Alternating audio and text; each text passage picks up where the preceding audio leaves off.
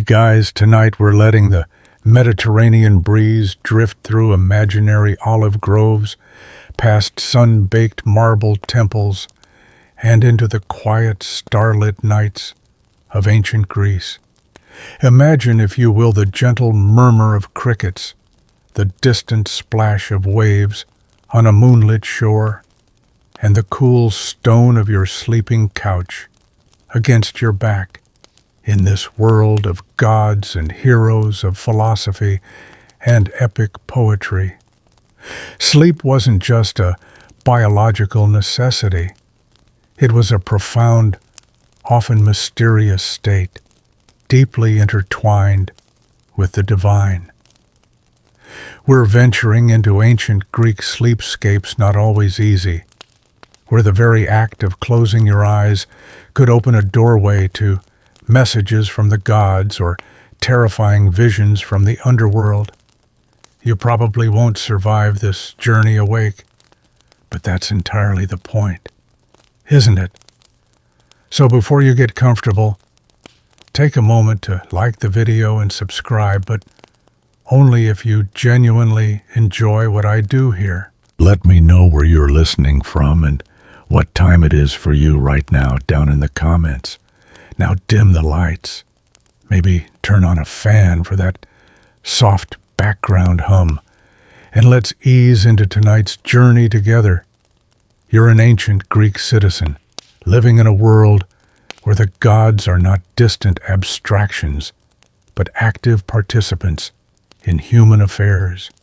They intervene, they bless, they punish, and crucially, they communicate. And one of their most powerful and often personal channels of communication is through dreams. For you, a dream isn't just a random jumble of subconscious thoughts. It's a potential message, a warning, a prophecy, or even a divine command.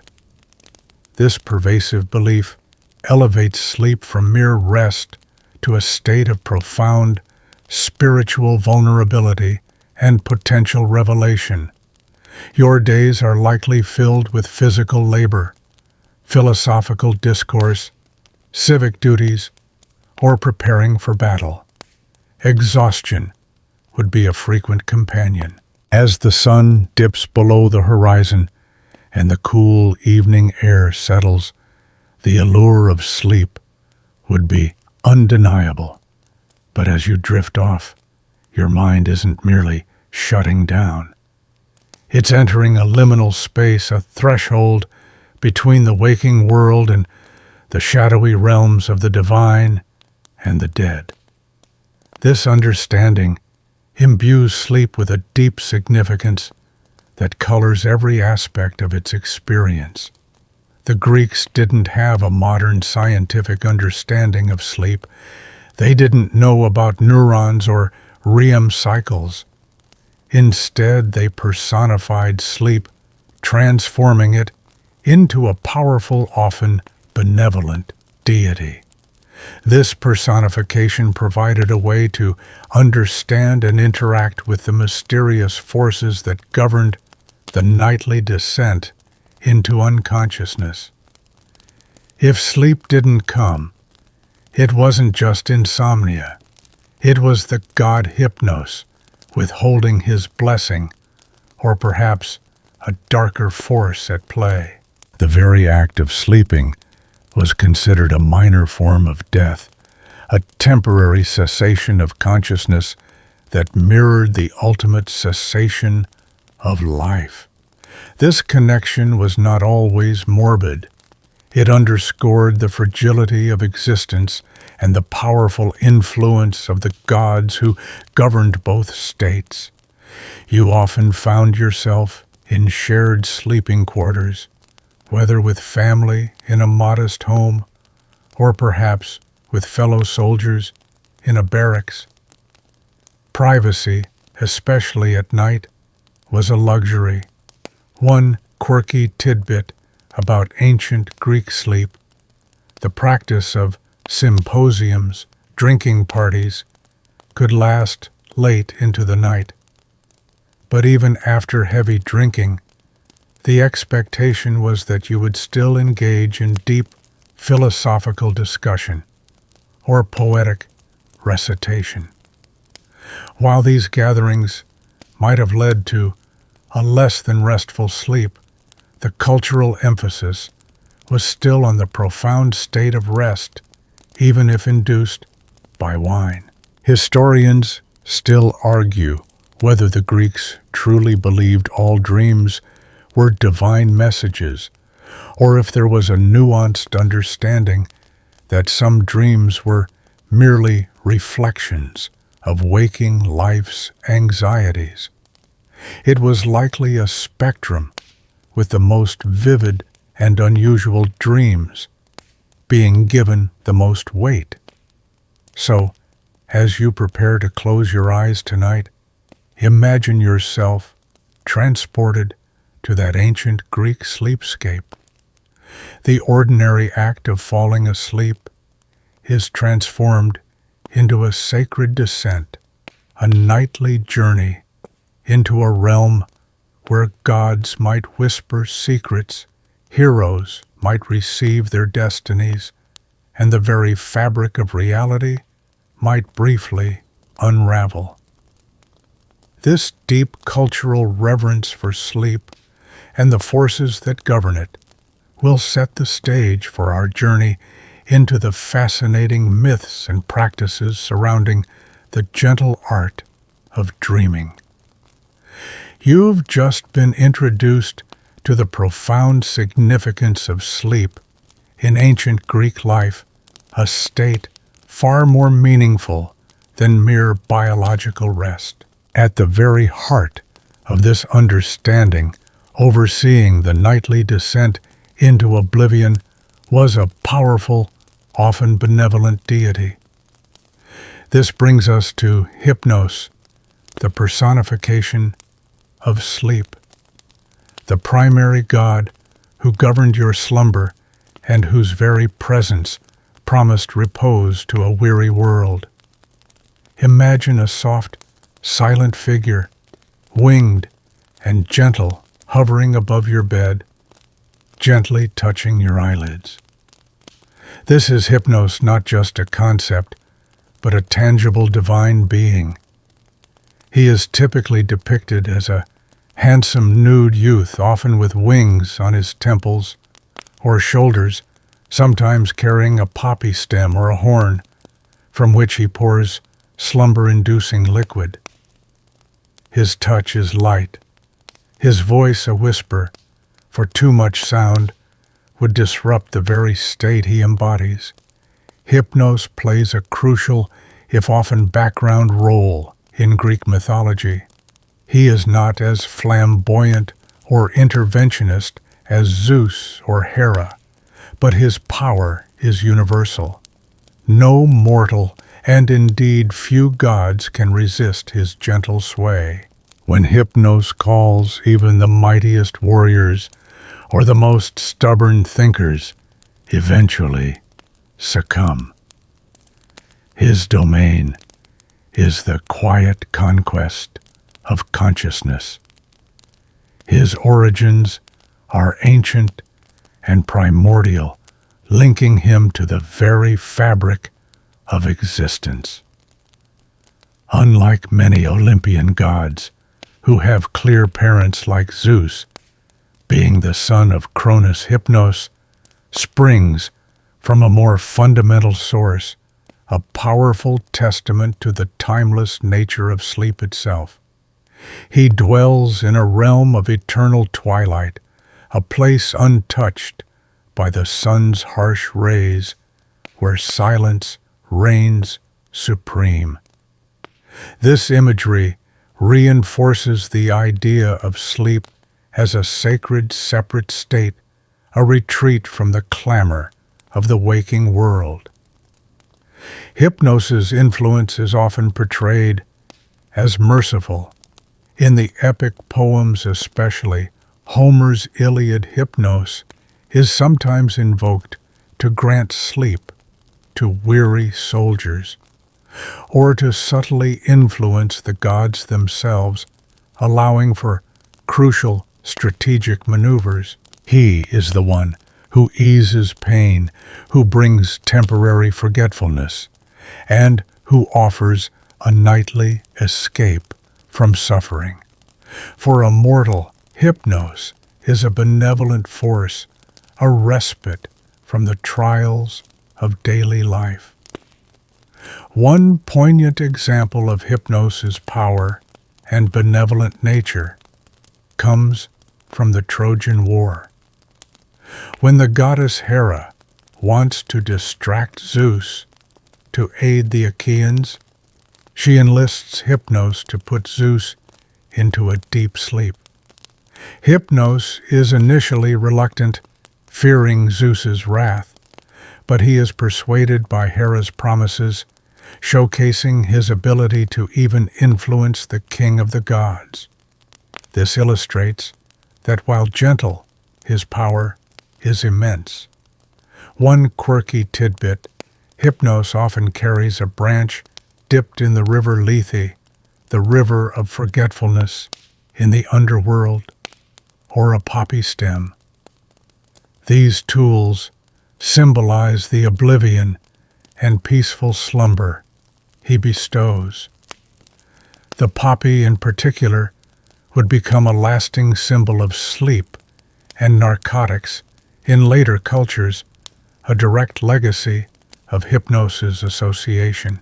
Historians still argue whether the Greeks personified sleep to better understand it, or if the personification simply reflected an innate human tendency to attribute agency to powerful natural phenomena. Either way, Hypnos was not just a symbol. He was a very real, very present deity in the minds of ancient Greeks. So, as you feel the pleasant weight of tiredness descending, imagine the soft winged touch of Hypnos himself. He is drawing you away from the concerns of the day, guiding you towards his shadowy realm, promising not just rest, but a temporary reprieve from the burdens of consciousness. He is the quiet conqueror, the gentle God who holds the key to your nightly oblivion. You've just been gently introduced to Hypnos, the benevolent personification of sleep. But to truly understand this shadowy deity, you must first acknowledge his ancient, formidable mother, a primordial force of the cosmos.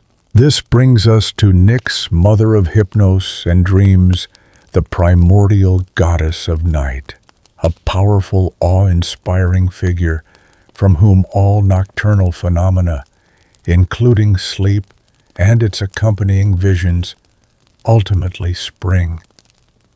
Imagine a time before the Olympian gods held sway before even the Titans. Nyx belongs to an even older, more fundamental generation of deities. She is born from chaos itself, the yawning void that predates creation. This lineage makes her incredibly potent and venerable, a force that even Zeus himself is said to respect and at times fear. She embodies the very essence of night, not just as an absence of light, but as a primordial creative force. Nyx is typically depicted as a winged figure, or driving a chariot, shrouded in a veil of dark mist, or stars sweeping across the sky from east to west, bringing darkness to the world. Her presence marks the end of day and the beginning of the nocturnal realm, a time when different powers are unleashed and different truths are revealed. When Nyx arrives, the world changes its aspect. From this ancient, all-encompassing goddess of night emerge a vast brood of equally powerful, often abstract children, known as the Nyctos Paides, children of night. And among her countless offspring are the very forces that govern your nightly experience. Besides Hypnos sleep, she is also the mother of Thanatos. Death Hypnos' twin brother, a constant reminder of the close fraternal relationship between sleep and the ultimate cessation of life. Oneiroi dreams, a collective of winged deities, the very personifications of dreams themselves, who carry messages from the gods, or simply weave narratives in the sleeping mind. We'll delve more into them later. Eris Discord, the embodiment of strife and conflict, showcasing the darker side of Nyx's progeny. Nemesis Retribution, the spirit of divine vengeance, reminding you that justice too belongs to the night. Doom, the spirits of violent death. Moirai Fates, the three formidable goddesses who weave the destiny of every mortal, reminding you that even your predetermined future is intertwined with the nocturnal powers. This vast and often grim array of children underscores the profound power and dual nature of night itself. Nyx embodies both the gentle peace that sleep brings and the deep existential anxieties that the darkness can evoke: fear, death, discord, and the inexorable hand of fate. She is a reminder that the night is not just for resting. It is a time of hidden forces, profound mysteries, and often uncomfortable truths. One quirky tidbit: despite her immense power and primordial status, Nyx rarely appears directly in active narratives of Greek myths.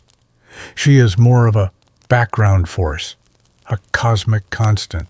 Her influence is felt through her children and through the very change from day to night, a testament to her fundamental, unshakable power that doesn't need constant demonstration. Historians still argue whether Nyx represents a remnant of a more ancient, chthonic, underworld/earth-based religious system that predates the Olympian pantheon, or if her abstract nature served to emphasize the philosophical weight of concepts like night sleep and death. So, as you prepare to yield to sleep, remember that it is not just a gift from the gentle Hypnos.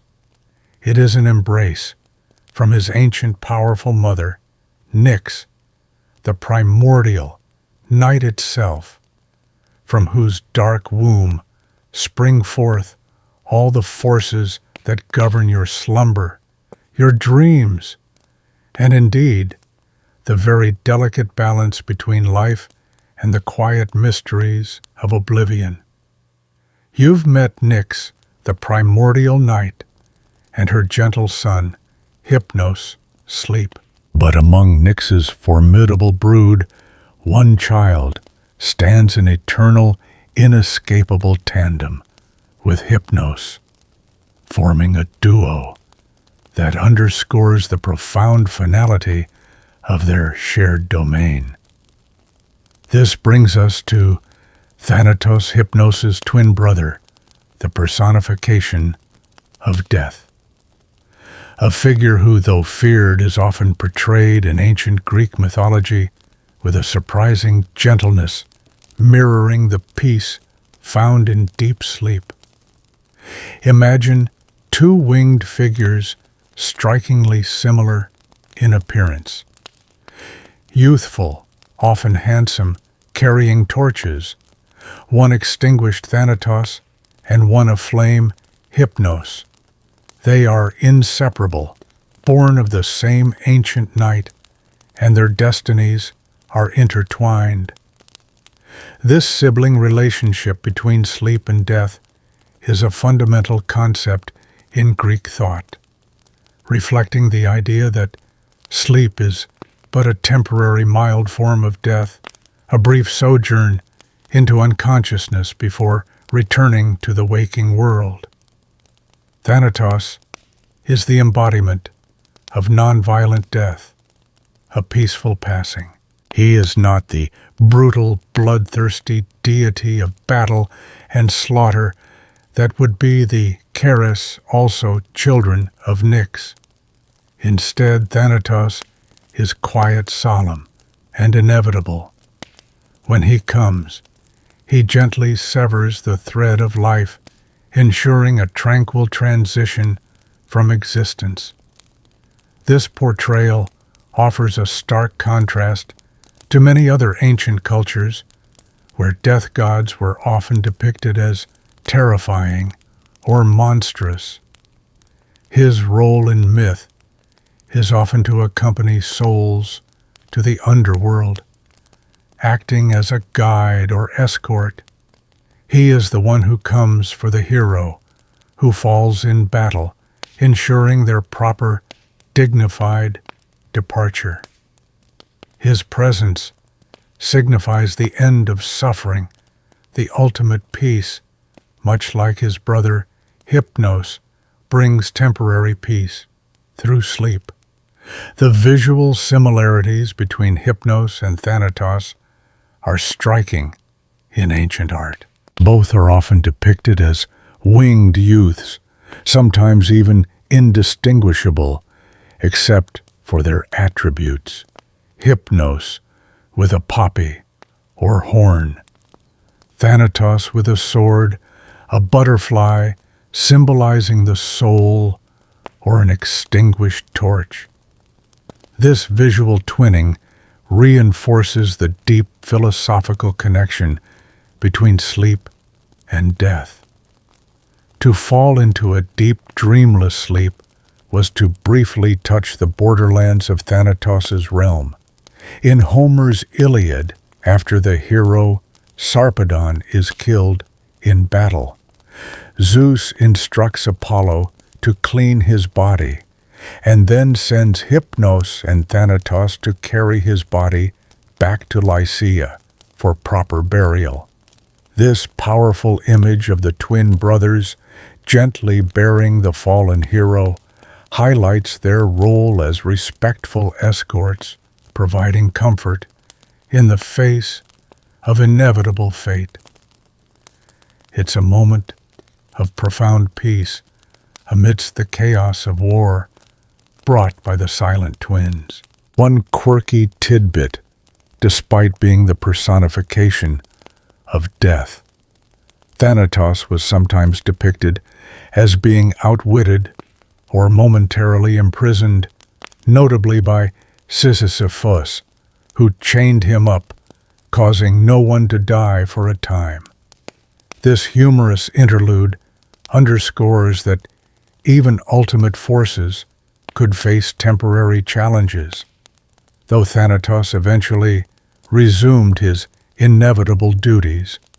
Historians still argue whether the gentle portrayal of Thanatos served as a coping mechanism for the inevitability of death, making it less fearsome by associating it with the familiar peace of sleep, or if it reflected a deeper philosophical understanding of death as a natural, quiet cessation. So, as you feel the pleasant weight of sleep drawing you down, remember the twin brothers, Hypnos and Thanatos. One offers temporary oblivion, a nightly rehearsal for the other's final embrace. Their silent, gentle presence underscores the profound and interconnected nature of sleep and death in the ancient Greek mind, making your nightly rest a brief, peaceful visit to the borderlands of eternity. You've recognized the intertwined nature of sleep and death through Hypnos and Thanatos. But when Hypnos finally grants you slumber, how do the messages within that state actually reach you? This brings us to a wonderfully poetic and philosophically intriguing concept: the gates of dreams, horn and ivory, the two distinct pathways through which dreams emerge from the underworld, determining their truthfulness and their very substance. Imagine a cosmic customs office for dreams, sifting the real from the illusory. This concept is famously articulated by Homer in both the Odyssey and the Iliad. In the Odyssey, Penelope, troubled by a dream, explains the dual nature of these gates. There are two gates for unsubstantial dreams. One is fashioned of horn and one of ivory. Those dreams that pass through the sawn ivory gate are deceptive, bringing words that find no fulfillment. But those that come forth through the gate of polished horn bring true issues to pass when any mortal sees them. This wasn't just a literary flourish. It was a widely accepted belief in ancient Greece, providing a framework for discerning which dreams to trust and which to dismiss.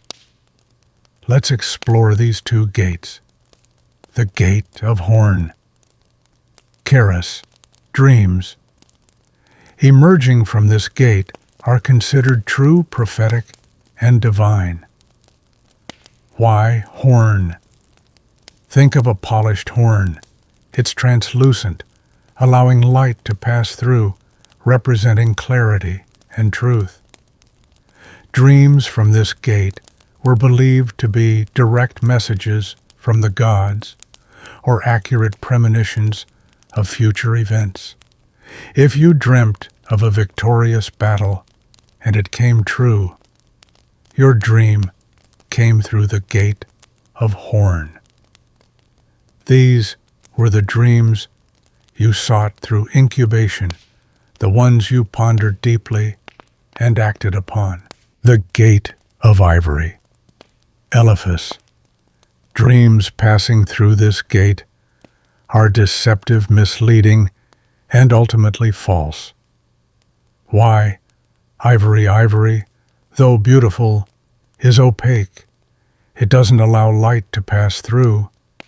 It represents obscurity, illusion, and unreliability. Dreams from this gate were often seen as mere reflections of waking anxieties, wishful thinking, or even malevolent deceptions sent by mischievous spirits. If you dreamt of riches and woke up to an empty purse, that dream definitely came through the gate of ivory. These were the dreams you would dismiss, or whose deceptive nature you would try to counteract. This duality provided a crucial interpretive tool. When you awoke from a dream, you didn't just consider its content. You also tried to discern its origin. Was it clear and vivid, carrying a powerful emotional resonance that felt true? Or was it fragmented, illogical, and merely a jumble of daily concerns? The texture and feeling of the dream itself became indicators of its pathway. The Greeks believed that the gods primarily sent dreams through the gate of horn when they wished to provide genuine guidance or prophecy. The gate of ivory was more for human-generated dreams, or perhaps those sent by lesser deceitful deities. This system allowed for a sophisticated, for its time understanding of the dream world, acknowledging that not all nocturnal visions were equally valid or reliable. One quirky tidbit: the Odyssey's description is unique in that the dreams are depicted as emerging from the underworld, suggesting a connection to the chthonic powers. This adds another layer of mystery to their origin, reinforcing the idea that dreams come from a realm beyond ordinary human understanding. Historians still argue whether the gates of horn and ivory were purely a poetic metaphor or if they reflected a genuine, widespread belief system used by dream interpreters in ancient Greece to validate or dismiss dream experiences. It was likely a bit of both, a powerful metaphor that grounded a common belief. So, as you drift towards sleep tonight, contemplating the unseen forces that might shape your nocturnal world, consider the two gates. Will your dreams pass through the translucent horn, offering glimpses of truth, or the opaque ivory weaving intricate illusions? The very nature of your coming slumber might depend on which gateway your dreams choose for their mysterious emergence. You've just peered through the mysterious gates of horn and ivory, the cosmic filters for true and false dreams. But who exactly are the messengers carrying these nocturnal visions from the underworld or the realm of hypnos to your sleeping mind? This brings us to the Oneiroi Sons of Sleep, a collective of shadowy, winged deities, each responsible for delivering specific kinds of dreams to humanity. Imagine a nocturnal postal service delivering custom-made visions to slumbering mortals. You see, while Hypnos is the god of sleep itself, he doesn't personally craft and deliver every dream. That specialized task falls to his many children, the Oneiroi, plural of Oneiros, who are often depicted as dark-winged figures emerging from a cave in the underworld or from the realm of Hypnos himself. They are his faithful attendants, the diligent weavers of your nightly narratives. The most prominent of the Oneiroi, according to Ovid and other sources, are three brothers each with a unique specialization reflecting the diverse nature of human dreams. Morpheus. This is the most famous of the Oneiroi, and indeed the star of our story. Morpheus is the dream god, responsible for appearing in human form. He specializes in accurately mimicking the appearance, voice, and even mannerisms of individual human beings. Your loved ones, friends, enemies, or even famous figures. When you dream of a person, it is Morpheus weaving that specific lifelike illusion. He is the master of verisimilitude, making your dream encounters with other people feel incredibly real. We'll delve much deeper into him soon. Phobator, or Aislos. His name literally means frightener or terrifier. Phobator is the dream god who manifests as terrifying animals or monstrous figures. When you experience a nightmare where you are being chased by a bear, attacked by a serpent, or confronted by some grotesque beast, that's Phobator's handiwork. He is responsible for the fear-inducing elements of dreams, drawing upon the primal anxieties of the human mind and giving them animal form. His domain is the unsettling and the monstrous. Phantasos, this Oneiros specializes in appearing as inanimate objects, natural phenomena, or fantastical, impossible things. When you dream of flying through abstract landscapes, seeing mountains turn into water, or encountering objects that defy logic, perhaps a talking chair or a castle made of clouds, that's Phantasos at work. He is the master of illusion and the creator of the surreal, often beautiful, sometimes nonsensical aspects of dreams. These three brothers, along with their myriad unnamed siblings, emerge from their father Hypnos's shadowy abode each night.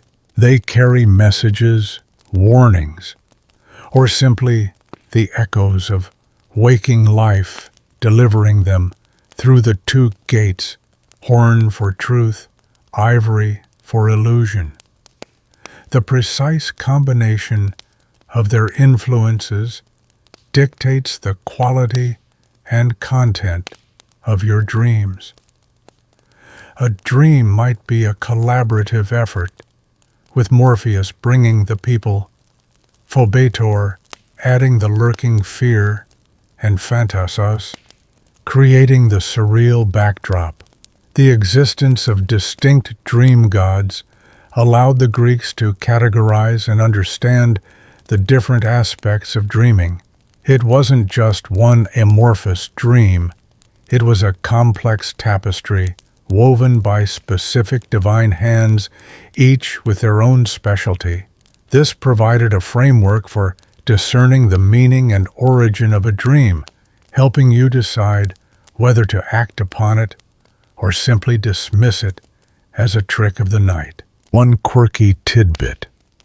Some accounts suggest that the lesser Oneiroi, the unnamed multitude, were simply random, formless shadows that could slip through the dream gates, responsible for the vague, forgettable, or nonsensical dreams that don't fit neatly into the categories of human, animal, or inanimate.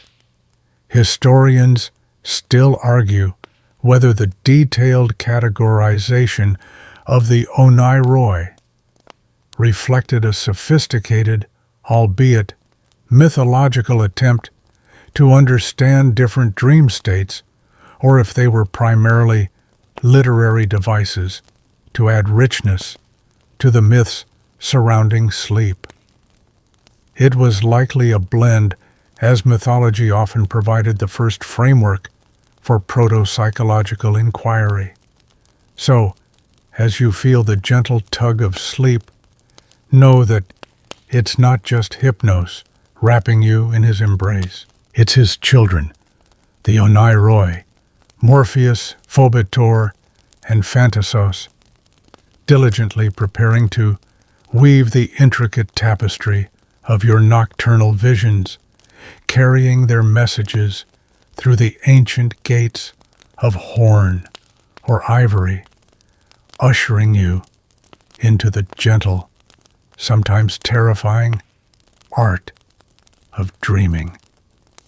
You have just been introduced to the Oneiroi, the collective of dream gods who diligently deliver your nightly visions, each with a specialized role.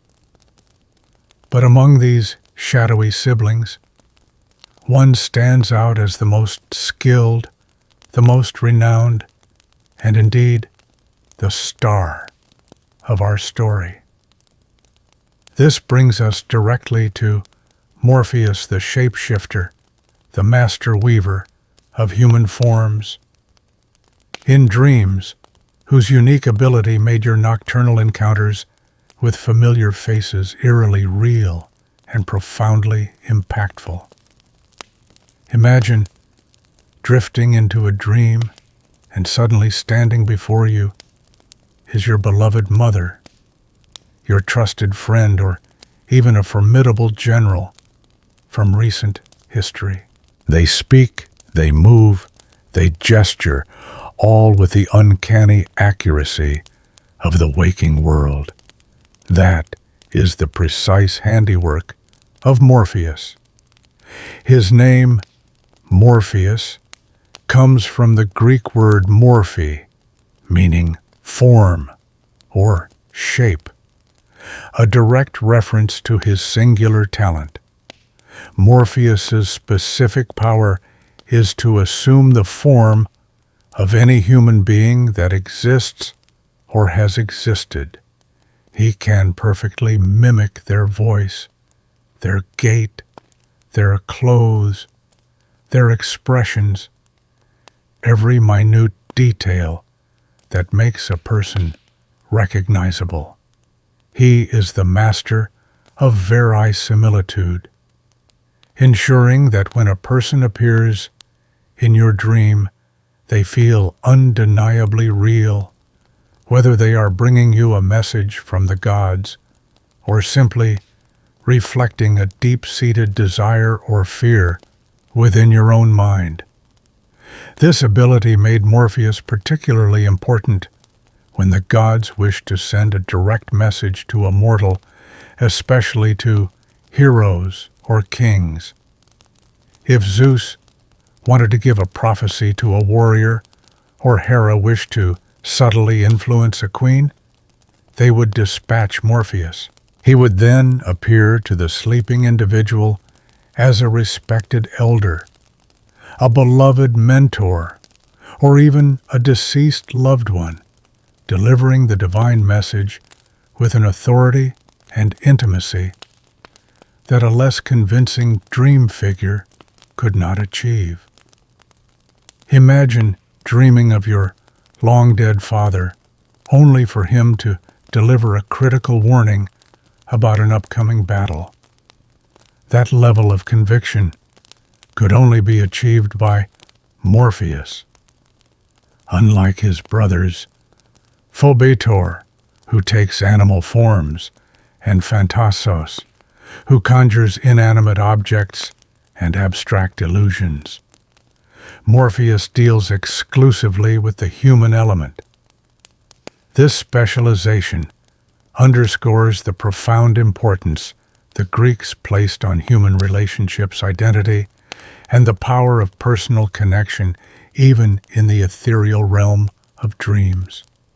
When a god needed to be truly persuasive or to tap into a mortal's deepest emotions, Morpheus was the oneiros of choice. One quirky tidbit: Morpheus is sometimes described as sleeping in a bed of ebony in his father Hypnos's cave, further emphasizing his dark, quiet domain and his role in bringing restful but often profound visions. Historians still argue whether the creation of distinct dream gods like Morpheus represented an early intuitive attempt by the Greeks to categorize different dream experiences, or if it was primarily a poetic device to explain the varying nature of dreams in a way that resonated with their mythological worldview. It was likely both, where the myths provided a framework for observed phenomena. So, as you feel the gentle touch of slumber and your mind begins to conjure familiar faces, know that it is Morpheus, the skilled shapeshifter, who is carefully crafting those human forms within your dreams. He is the quiet artist of your nocturnal encounters, ensuring that when a person appears in your slumber, their presence is as real and impactful as in the waking world, ushering you into the gentle, profound art of dreaming. You've just been acquainted with Morpheus, the master of human forms in dreams, a comforting thought perhaps. But the Oneiroi, the children of sleep, also include a darker, more unsettling presence, one responsible for the primal terrors that sometimes seize you in slumber. This brings us to Phobator, the terrifying dream maker, the bringer of nightmares, specifically those where you encounter monstrous beasts and frightful creatures that stir your deepest, most ancient fears. Imagine the shadows in your mind taking on the forms of snarling wolves or slithering serpents, all crafted by this sinister deity. Phobator's name, as we briefly touched on, literally means the frightener, or the terrifying one in Greek. He is sometimes also known as Iselos, like indicating his ability to make things resemble reality, but in a horrific way. His specialization among the Oneiroi is distinctly chilling. He appears in the form of wild animals, beasts, or grotesque monsters invading your sleep with visions of pursuit attack or overwhelming dread. When you find yourself running endlessly through a dark forest, pursued by an unseen predator, or cowering from a monstrous creature with razor claws and burning eyes, that is Phobator's influence. He taps into the fundamental human fear of the untamed, the bestial, and the unknown. He doesn't just present a frightening image, he crafts an entire scenario of terror, making the physical sensation of fear, the racing heart, the clammy skin feel intensely real within the dream. Phobator's creations weren't necessarily limited to mythical beasts. He could manifest as a real-world predator, a lion, a bear, a snake, amplifying the natural fear of such animals into a nightmarish encounter. His purpose was to induce terror, to stir the primal instincts of fight or flight within your sleeping mind, leaving you breathless and often disoriented upon waking. While Morpheus brought the comforting or familiar human shapes, Phobator brought the chaos and the raw, visceral fear. His existence among the Oneiroi acknowledged that dreams were not always pleasant or prophetic.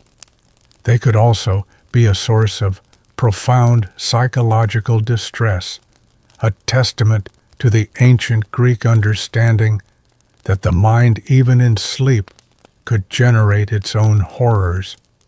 It's easy to see why, in a world where wild animals were a real threat and mythical monsters were part of the cultural tapestry, a dream god, specifically for such terrors, would be a potent figure. He personified the fear of the unknown, lurking in the dark, both within the forest and within the human psyche.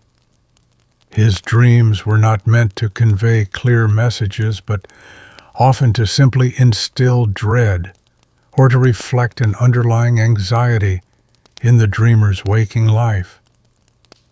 One quirky tidbit, some interpretations suggest that Phobator's dreams were sometimes sent as divine warnings, not just random terror. A terrifying dream of a monstrous beast attacking your city might be a prophetic warning of an invading army disguised in symbolic frightening form to ensure the message was taken seriously. Historians still argue whether the Greeks differentiated between bad dreams that were merely indigestion or anxiety, and true nightmares sent by Phobetor with a divine purpose.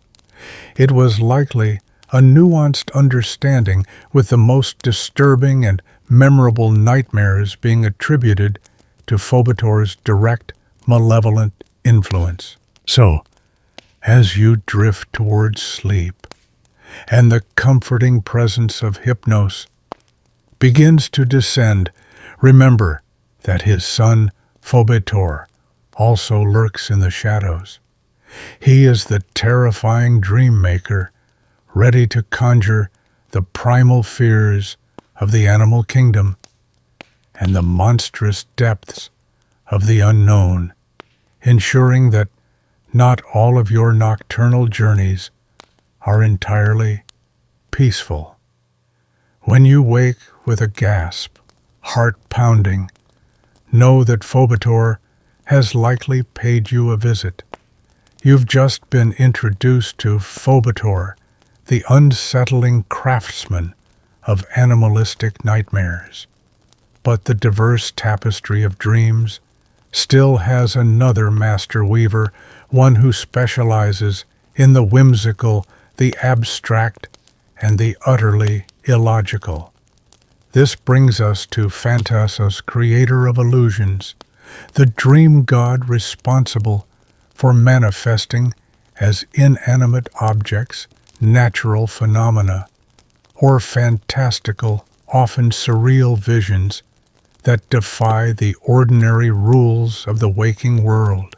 Imagine your mind conjuring talking trees or cities made of clouds, all under the gentle or perhaps mischievous hand of Phantasos.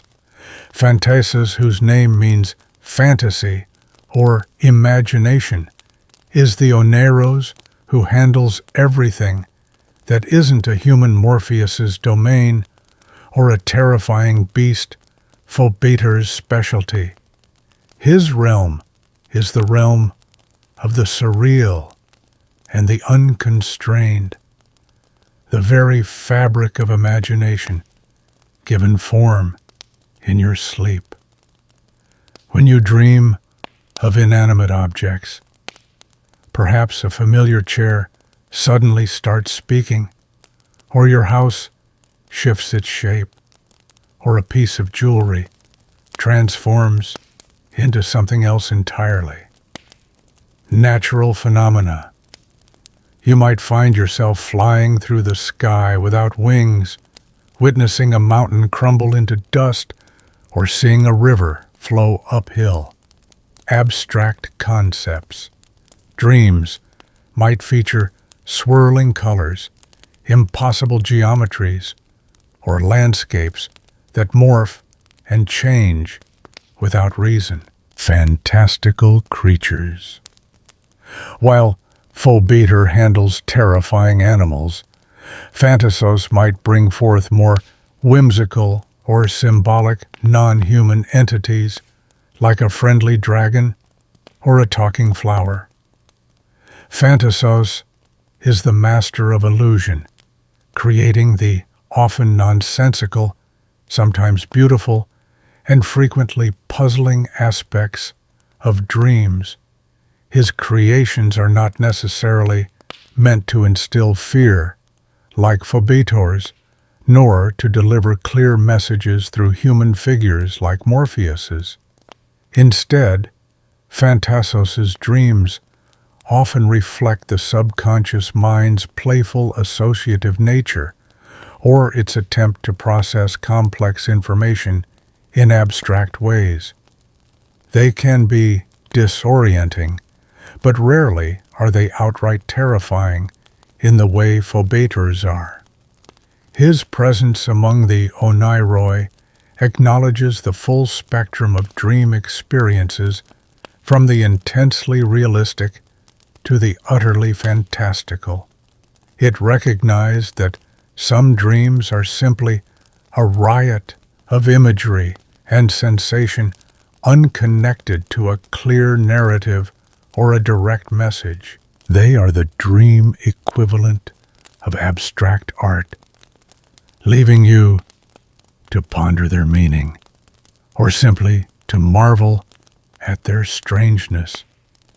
For the ancient Greeks, dreams from phantasos might be viewed with a degree of skepticism if they were too wild or illogical, often being attributed to the gate of ivory false dreams. However, they could also be a source of artistic inspiration or philosophical contemplation, hinting at the vast untapped potential of the human imagination. They were a reminder that the mind, even in sleep, could conjure realities beyond the mundane. One quirky tidbit: Phantasos's dreams being so abstract and often fleeting might have been the hardest for ancient Greek dream interpreters to decipher, relying more on generalized symbolism or simply being dismissed as inconsequential. Historians still argue whether the distinct roles of the oneiroi Morpheus, phobetor, phantasos were a true reflection of observed dream phenomena, a convenient narrative device for explaining dream diversity, or a way to categorize dreams for easier interpretation within their mythological framework. So, as you slowly drift into slumber, remember Phantasos, the creator of illusions. He stands ready to weave the surreal tapestry of your nocturnal visions, conjuring inanimate objects, impossible landscapes, and abstract wonders that defy the logic of the waking world. He invites you to experience the full, often illogical beauty of the gentle art of dreaming. You've been introduced to the individual dream weavers, the oneiroi, Morpheus, phobetor, and phantasos. But where do these shadowy figures reside? And what is the atmosphere of the place from which Hypnos, their father, governs the nightly descent into oblivion? This brings us to Hypnos's realm, a cave of quiet, the tranquil, eternally dim abode of the god of sleep, a mythical location meticulously described to evoke perfect repose.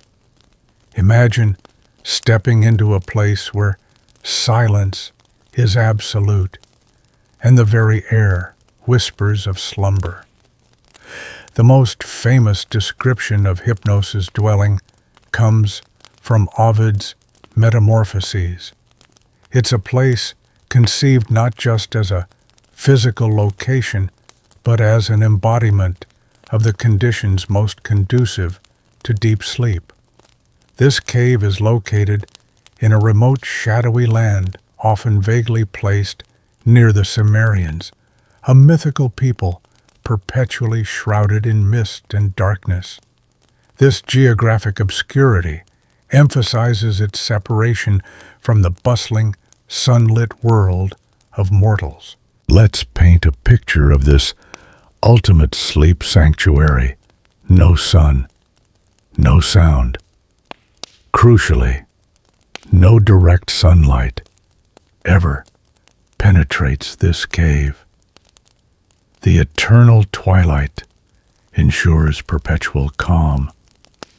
There is also no sound whatsoever. No barking dogs, no chirping birds, no rustling leaves, no human voices. Every element that could possibly disturb rest is absent. This absolute silence is often described as the most striking feature of his realm. The River Lethe. A gentle murmuring stream of the River Lethe, the river of forgetfulness from the underworld, flows past the mouth of the cave.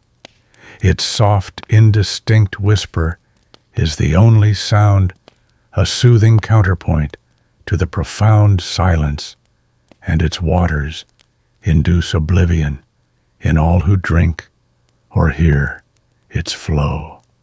Poppy fields. Around the entrance of the cave, vast fields of poppies grow heavy with their soporific, sleep-inducing nectar. Hypnos himself is often depicted carrying a poppy stem, further linking him to this potent flower. The sweet, heavy scent of these poppies permeates the air, contributing to the irresistible drowsiness that permeates his realm. Abundant sleep within the cave. Hypnos himself rests on a soft, downy couch, often of ebony, surrounded by his many children, the Oneiroi. Sleep itself hangs in the air, thick and palpable, a heavy mist that settles on all who enter. This meticulous description of Hypnos's realm served several purposes for the ancient Greeks. It personified the ideal conditions for sleep, recognizing the importance of darkness, quiet, and a sense of profound peace. It also reinforced Hypnos's power as the ultimate bringer of rest, someone who lives in and controls the very essence of slumber. For a weary Greek, the thought of this tranquil cave, free from earthly woes, must have been incredibly alluring. One quirky tidbit: sometimes Hypnos's cave is said to be located in the underworld itself, or near its entrance, further strengthening the ancient Greek connection between sleep and death. This underlines that the peace he offers is akin to the final peace, a temporary visit to the realm of Thanatos. Historians still argue whether these detailed, mythical descriptions of divine abodes were purely imaginative or reflected proto-scientific observations about environmental factors that influence sleep, such as the need for darkness and quiet. It's likely that the myth was a beautiful way to articulate empirical observations. So, as your own eyes grow heavy and the sounds of your world begin to recede, imagine yourself standing at the entrance of Hypnos's tranquil cave. The air is still, the poppies sway gently, and the faint murmur of the river Lethe promises profound forgetfulness. Allow that pervasive quiet, that sweet scent of oblivion to envelop you, pulling you gently into the peaceful, boring depths of slumber, where even the dream gods themselves find their rest. You've just visited Hypnos's tranquil cave, pervaded by silence and the gentle murmur of the river Lethe. But one particular detail of his realm, one botanical marvel, became an iconic symbol of sleep and oblivion throughout the ancient world and beyond. This brings us to poppy flowers, symbol of oblivion, a humble plant whose potent properties were deeply intertwined with the gods of sleep and death, representing the powerful, often seductive embrace of unconsciousness. Imagine vast fields of poppies, their delicate petals swaying gently in an unseen breeze, their heavy heads laden with the milky sap that promised profound rest. The opium poppy, Papaver somniferum, from which opium, morphine, and other powerful sedatives are derived, was well known in the ancient world for its narcotic properties. The Greeks, like other ancient cultures, understood its power to alleviate pain and induce sleep. This practical understanding quickly found its way into their mythology and iconography. The poppy became the quintessential attribute of Hypnos, the god of sleep. He is frequently depicted carrying a branch heavy with poppy seed pods, or holding a horn from which he sprinkles a liquid infused with poppy essence over the eyes of mortals, bringing them soft slumber. The visual association was clear. If you saw a poppy, you thought of sleep. The poppy's association with oblivion was multifaceted, soporific effect. Most directly, the plant's ability to induce deep sleep and unconsciousness made it a natural symbol for Hypnos' domain. It provided a tangible earthy link to the ethereal realm of slumber, pain relief, beyond sleep. Opium was a powerful analgesic. The relief from physical suffering was also a form of oblivion, a temporary escape from the harsh realities of life. Forgetfulness as the river. Lethe brought forgetfulness, so too did the poppy. The deep sleep it induced often came with a blurring of waking anxieties and concerns, a temporary mental erasure that was highly desired by those in pain or distress. Association with death. Given Hypnos' close kinship with Thanatos. Death. The poppy also naturally became linked to the ultimate oblivion of death. It was often depicted in funerary art or cultivated near graves symbolizing eternal sleep or mourning. Persephone, the queen of the underworld, is sometimes depicted with poppies, further solidifying this connection. The poppy's beauty, its delicate petals, often belied its powerful, even dangerous properties. This duality, beautiful yet potent, soothing yet potentially addictive, though addiction was not understood in the modern sense, added to its mystique and symbolic weight. It represented the seductive allure of profound rest, the promise of escape. One quirky tidbit about the poppy's symbolism: ancient coins and artifacts sometimes show poppy heads alongside images of deities, emphasizing their significance. In some cults, poppies might even have been offered to deities of sleep and dreams. Historians still argue whether the widespread use of poppies for medicinal or ritualistic purposes meant that a large portion of the population was in a perpetual state of mild opiate intoxication, or if its use was more controlled and targeted for severe conditions. Regardless, its symbolic omnipresence is undeniable.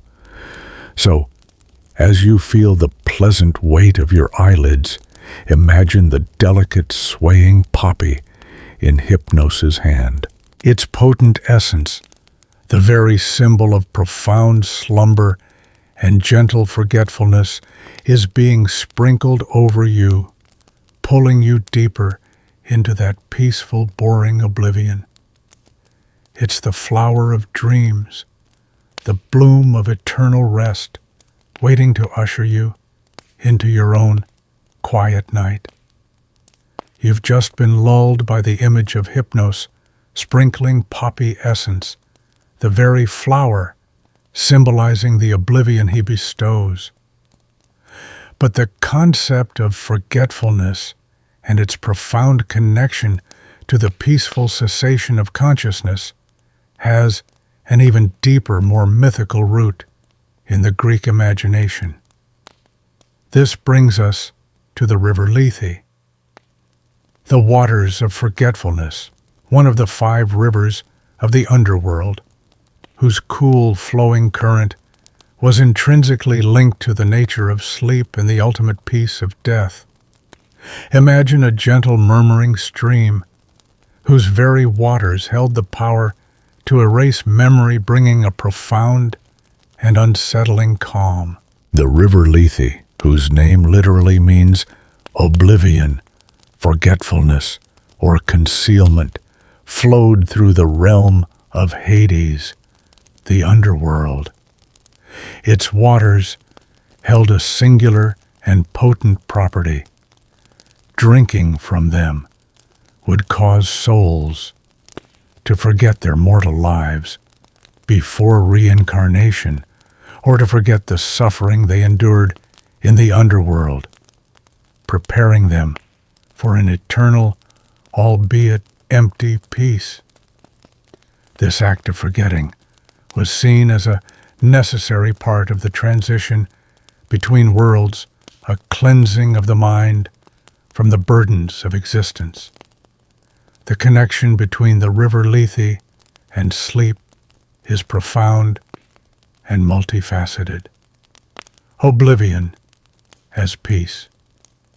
For the ancient Greeks, a truly deep and restful sleep was akin to a temporary state of oblivion.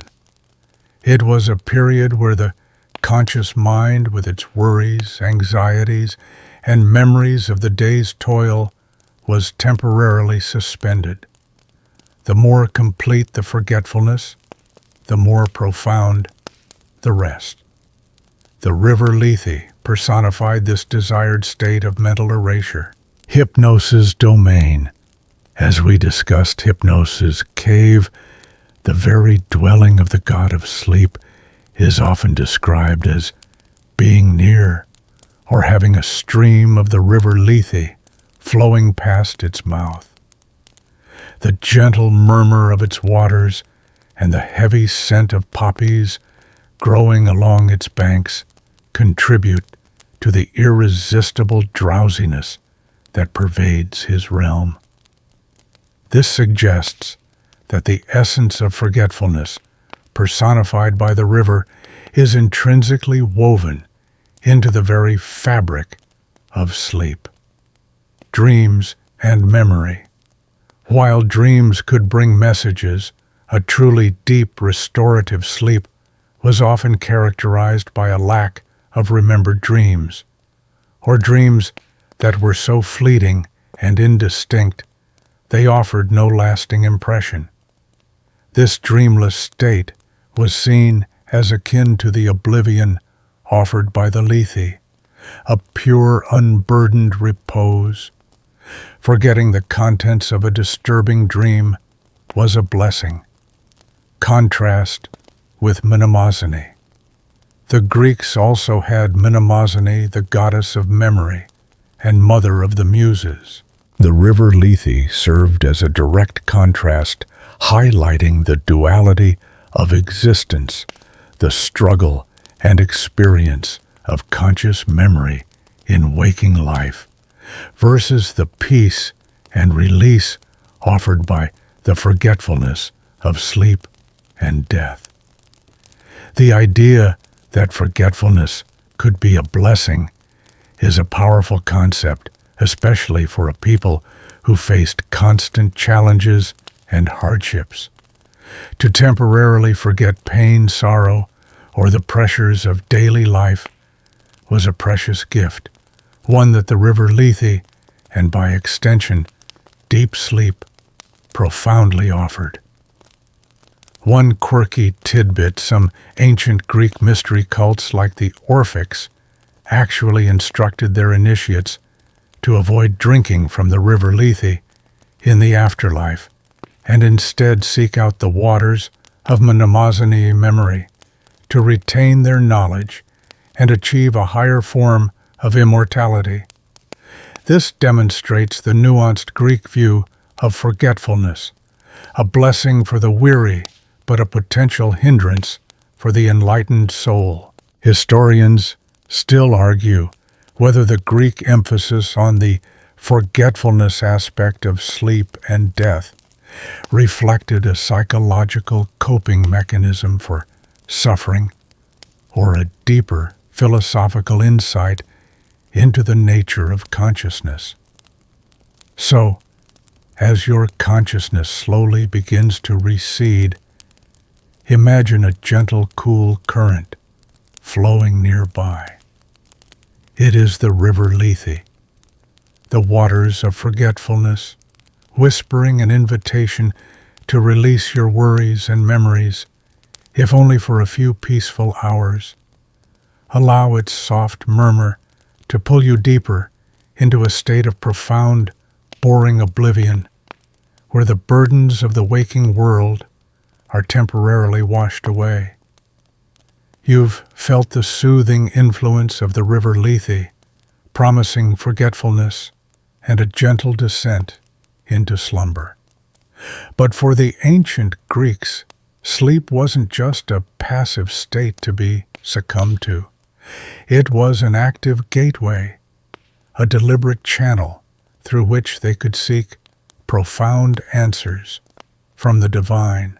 This brings us to dream incubation, seeking divine guidance, a widespread and highly ritualized practice where individuals would intentionally sleep in sacred places, specifically hoping to receive prophetic or healing dreams. Imagine a pilgrimage, not to see a temple, but to sleep within its hallowed walls, inviting the gods to whisper in your mind. You see, for the ancient Greeks, a dream was often a god's preferred method of communication with mortals. Unlike the sometimes cryptic or terrifying dreams sent by the Oneiroi, these sought-after dreams were expected to be clearer, more direct, and undeniably divine. So, if you had a pressing question, a persistent illness, a difficult decision, a desire for a child, or a need for prophecy, you wouldn't just wait for a random dream. You would actively solicit one. The most famous and widespread sites for dream incubation were the Asclepieion temples, dedicated to Asclepius, the god of healing. Imagine yourself a supplicant suffering from an ailment, making your way to one of these renowned healing sanctuaries, perhaps the one at Epidaurus Kos or Pergamon. The process wasn't a quick fix. It was a multi-step ritual of purification and preparation. Before entering the sacred sleeping chamber, the abaton or koimaterion, you would undergo a series of purifications. Ritual baths, cleansing your body with sacred water. Fasting, abstaining from food and drink for a period to purify the inner self. Offerings, presenting votive gifts to Asclepius or other healing deities such as honey cakes, libations, or even small models of the afflicted body part. Prayers, reciting fervent prayers, clearly articulating your request for healing or guidance in a dream. Once purified, you would enter the abaton, a sacred dormitory where you would lie down often on the floor or on a simple couch among other supplicants. The atmosphere would be hushed and expectant, permeated by the lingering scent of incense and the quiet murmurs of fellow petitioners. You would then fall asleep, hoping that Asclepius or his sacred snakes, which often roamed freely in the abaton, would appear to you in a dream, revealing the cause of your illness, prescribing a specific cure, an herb, a ritual, a specific diet, or even performing a miraculous, instantaneous healing. The dream could be literal, Asclepius, appearing and touching you, or symbolic, requiring interpretation by the resident priests, the therapeutai. Upon waking, the priests would listen carefully to your dream narrative, helping you decipher its meaning and carry out the prescribed cure. Many surviving inscriptions at these sites detail miraculous healings achieved through such dream incubation, cementing their reputation and drawing more hopeful pilgrims. Dream incubation wasn't limited to healing. Other deities like Amphiaraos at Oropos, known for prophetic dreams, or even the Olympian gods at their sanctuaries, could be invoked for guidance on civic matters, military strategies, or personal dilemmas.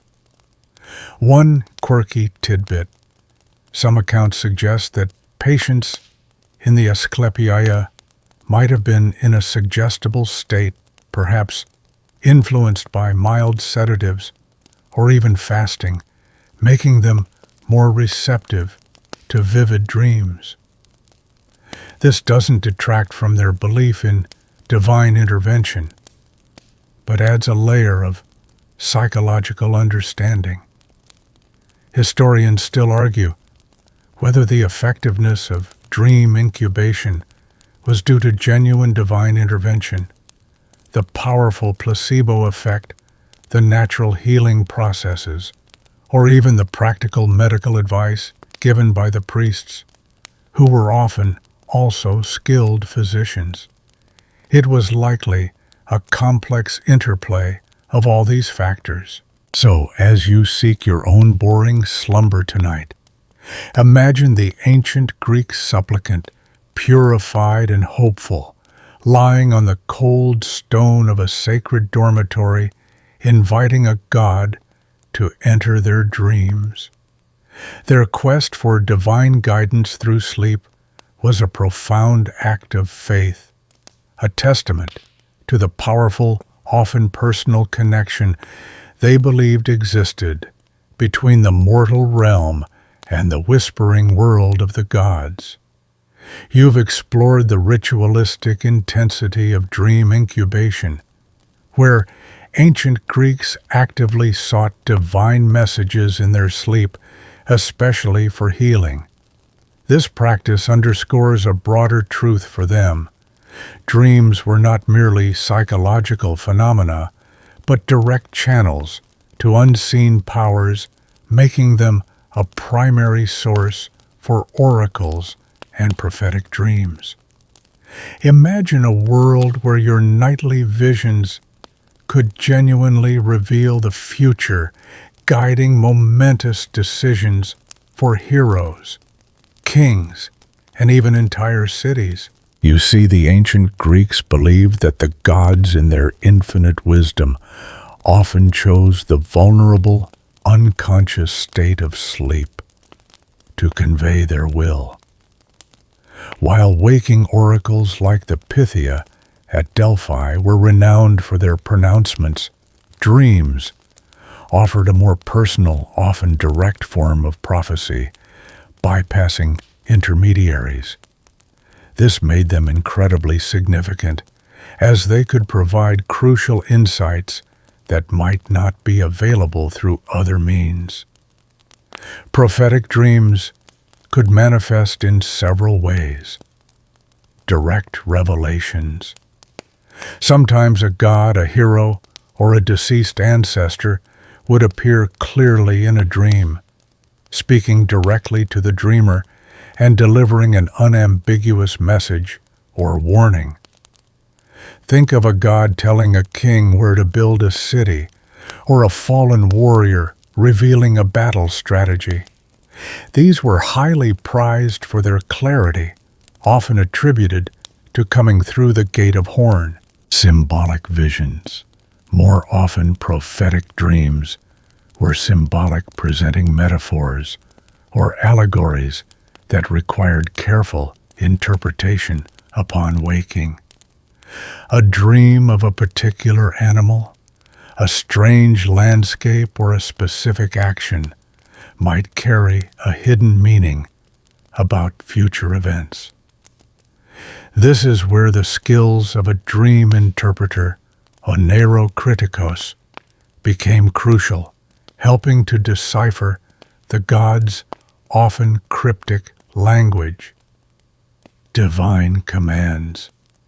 Beyond mere prediction, dreams could also carry divine commands urging the dreamer to perform a specific action, make an offering, or undertake a journey. Neglecting such a command could lead to divine displeasure or misfortune. Healing prophecies, as seen with Asclepius, dreams were a primary source of medical prophecy, revealing not just future events, but the course of an illness or the specific cure required. The significance of prophetic dreams in Greek life cannot be overstated. They influenced military strategy. Before a major battle, generals might seek prophetic dreams for guidance on tactics or omens of victory or defeat. Political decisions. Kings and rulers often relied on dream omens to make crucial political choices, interpreting them as divine endorsements or warnings. Founding cities and temples. Dreams could dictate the auspicious location for a new settlement or the design of a temple, ensuring divine favor for the endeavor. Personal life. For ordinary individuals, prophetic dreams could guide decisions about marriage, travel, or major investments. Consider the dreams of Hecuba, mother of Paris, in the Trojan War, who famously dreamt that her son would cause the destruction of Troy, a dire prophecy that sadly came true. Or the dream of Croesus, the wealthy king of Lydia, who dreamt of his son's death by a spear, a dream that, despite his precautions, tragically materialized. These stories, whether historical or legendary, cemented the belief in dreams as potent oracles. One quirky tidbit to ensure the validity of a prophetic dream.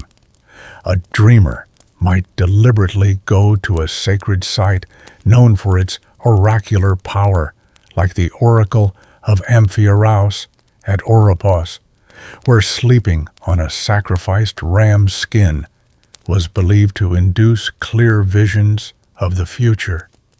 Historians still argue whether the perceived accuracy of these prophetic dreams was due to genuine divine foresight, astute observation, and interpretation by the dreamers or priests, or simply the human tendency to remember fulfilled prophecies and forget unfulfilled ones. It was likely a complex interplay of belief, interpretation, and selective memory. So, as your own sleep draws near, imagine that ancient Greek belief in the direct whispers of the gods in slumber. Your dreams potentially are not just fleeting images, but profound oracles holding clues to the future, divine commands or warnings that could shape your destiny. The gentle art of dreaming in this light becomes a powerful, sacred act of communication with the unseen world. You've just explored how dreams served as potent oracles, delivering prophecies and divine commands in ancient Greece. But as Greek civilization matured, a new intellectual force emerged: philosophy. This led to a more nuanced and sometimes skeptical examination of dreams, prompting a deeper dive into philosophical views on dreams.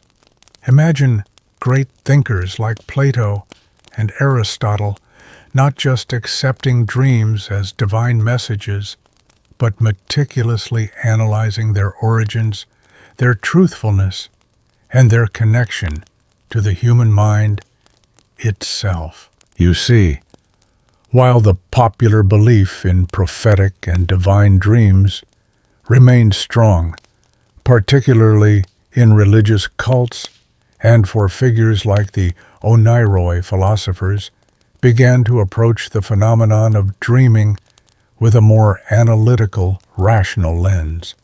They sought to understand dreams not just as external messages, but as internal phenomena, products of the soul or the body.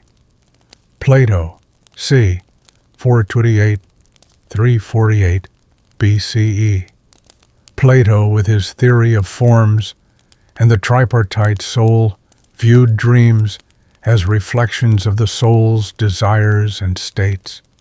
In his Republic, he suggested that during sleep, when reason is less dominant, the beast-like or appetitive part of the soul could emerge, revealing base desires. However, he also believed that for a virtuous and pure soul, dreams could offer glimpses of truth or divine insight, especially if the individual prepared themselves morally and intellectually for sleep. So, for Plato, a dream's truthfulness depended on the dreamer's character and purity. A clean mind might receive clearer messages from the forms or from the divine. Aristotle, 384–322 BCE. Aristotle, ever the empiricist, took a much more naturalistic approach to dreams.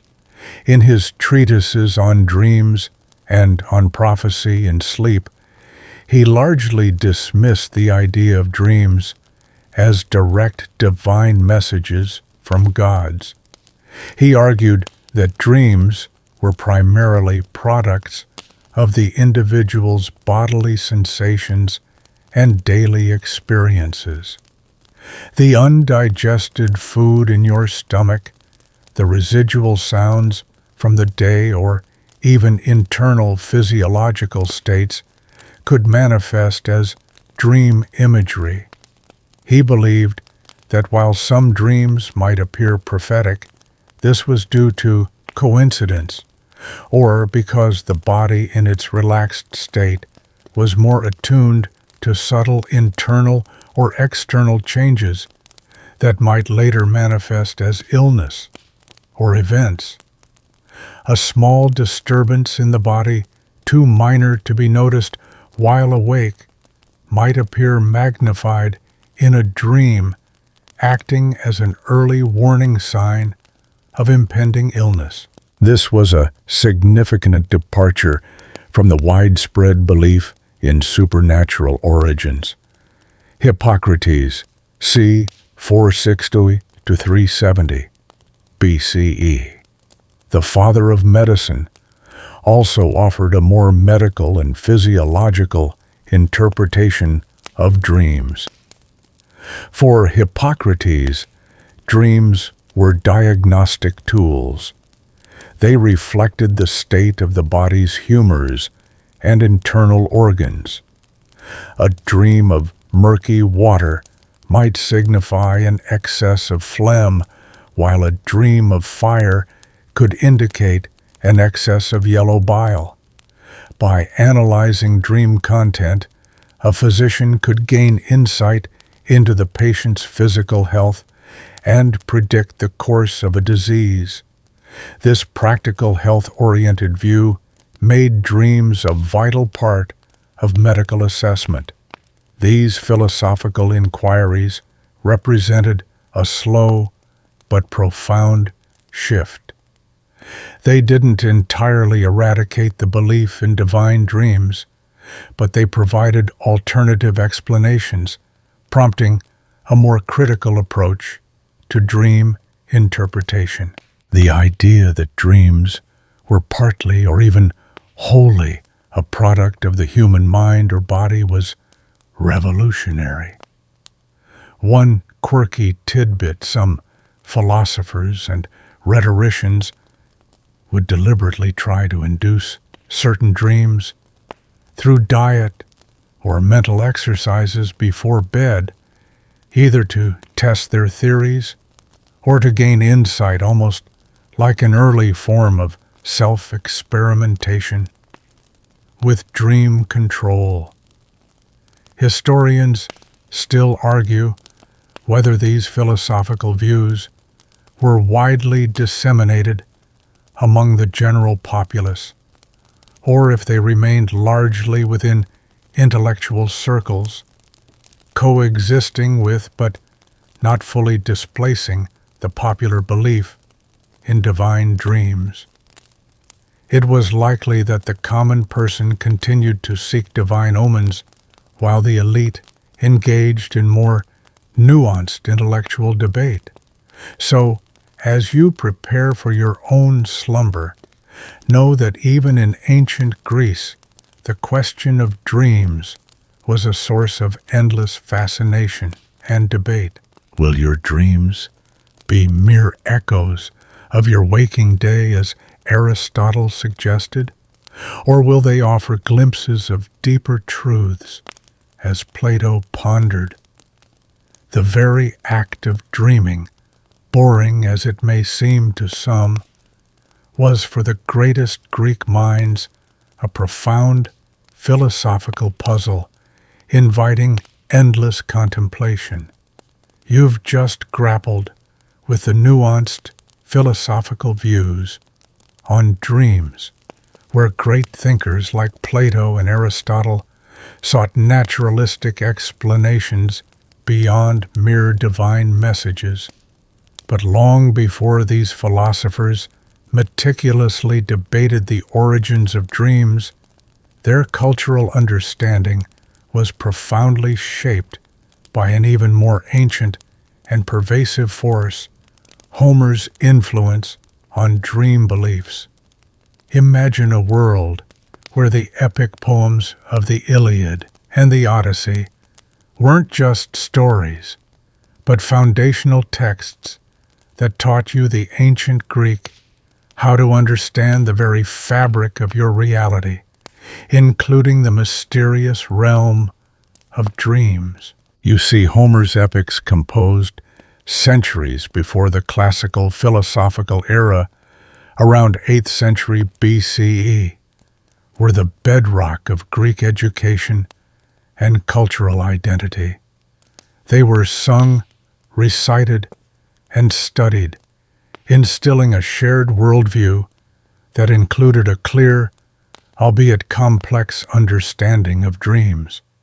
For most Greeks, Homer's portrayal of dreams was authoritative, setting the standard for how divine messages were conveyed and interpreted.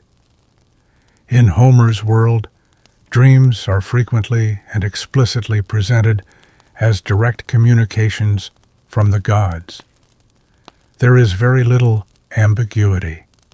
When a dream appears, it is often attributed to a specific deity, sent with a particular purpose. The Iliad, one of the most famous examples, occurs when Zeus sends a deceptive dream, oinos, to Agamemnon, the leader of the Achaean forces. Zeus wants to honor Achilles, so he tells the dream to appear to Agamemnon in the guise of Nestor, a wise old warrior, and tell him to arm his troops for battle, promising immediate victory. This dream is a clear example of a divine intervention, even if its purpose is to mislead for a larger divine plan. This established that gods could use dreams to influence mortals, even deceptively. The Odyssey.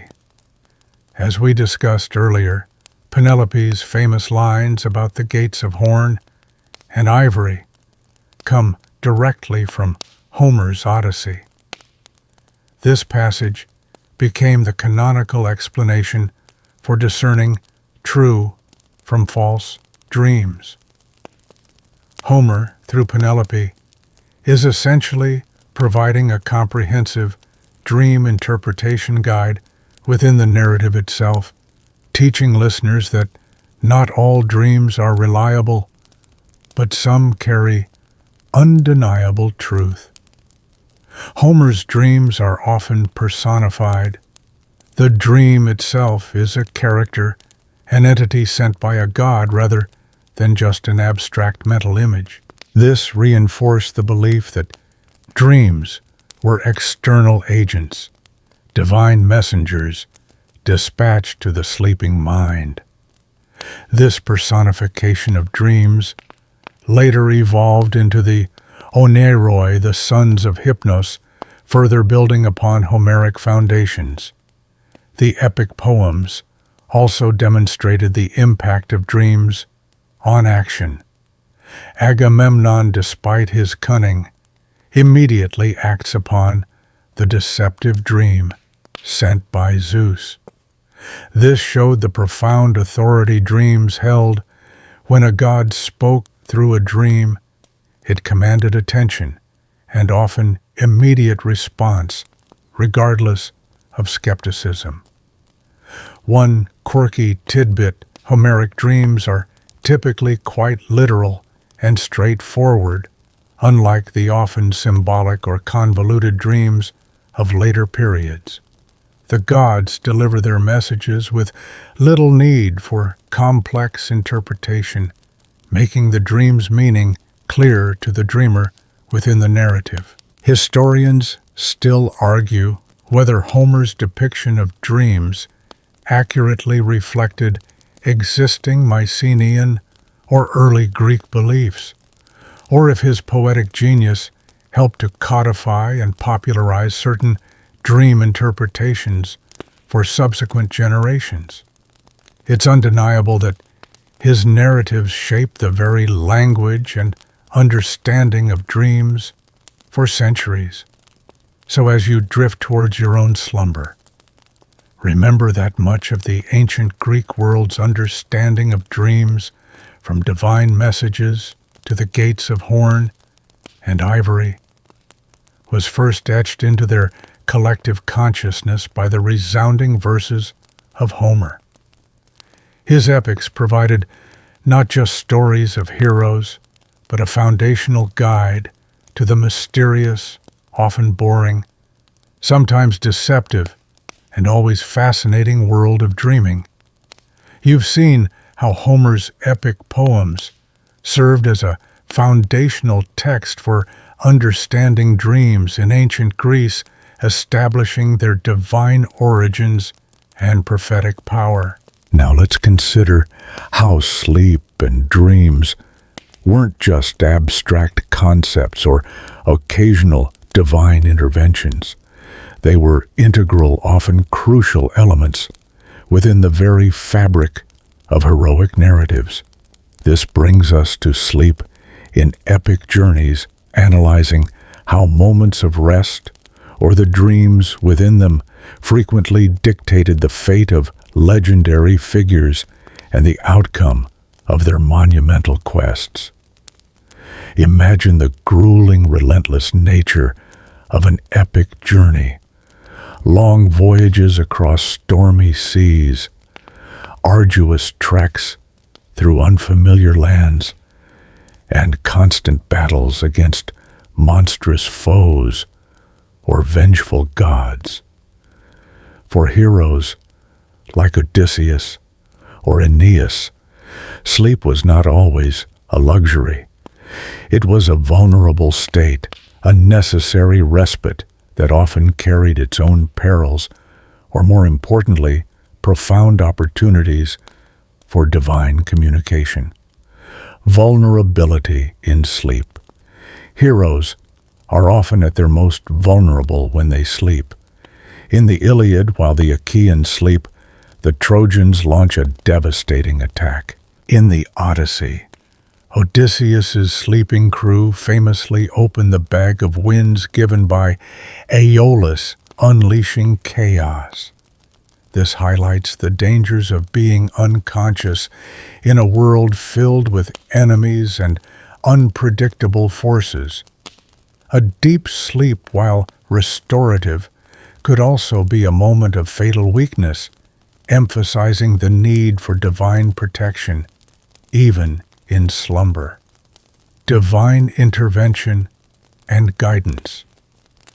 Despite the vulnerability, sleep was also the chosen channel for gods to intervene and provide crucial guidance.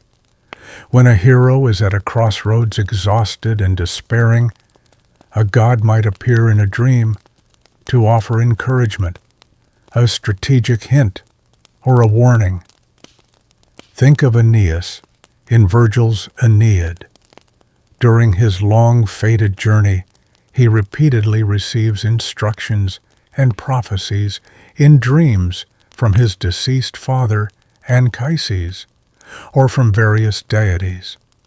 These dreams are not just vague impressions, they are clear directives that guide his actions, from where to land his ships to how to found a new city.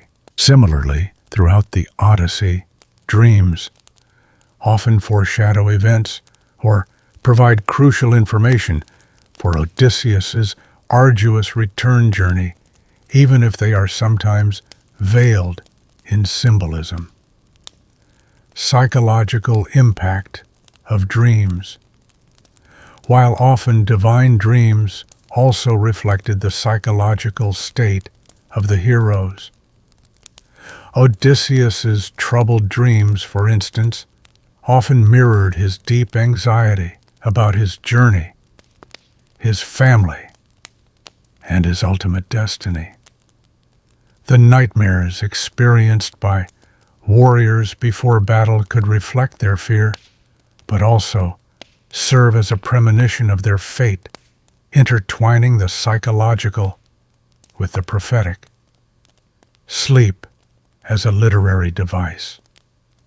For the epic poets, moments of sleep provided crucial narrative pauses, allowing for shifts in perspective, the introduction of new information via dreams, or simply a brief respite from the relentless action. It was a way to slow the narrative, build suspense, or introduce supernatural elements seamlessly into the story. The depiction of sleep and dreams in these epic narratives reinforced the ancient Greek belief system for their audiences. It showed that even the mightiest heroes were subject to the same divine influences and the same need for rest as ordinary mortals. It normalized the idea of seeking wisdom or warning in dreams, validating the cultural practices of dream interpretation and incubation. One quirky tidbit: some epic dreams involve the god Hypnos himself, or one of the Oneiroi actively putting a character to sleep or appearing to them. This personification makes the act of dreaming a direct interaction with divine beings rather than a mere internal process. Historians still argue whether the dream episodes in epic poetry were primarily designed to advance the plot to reflect popular beliefs about divine communication or to explore the psychological depths of the heroic figures. It was undoubtedly a masterful blend of all three, weaving dreams into the very fabric of human destiny.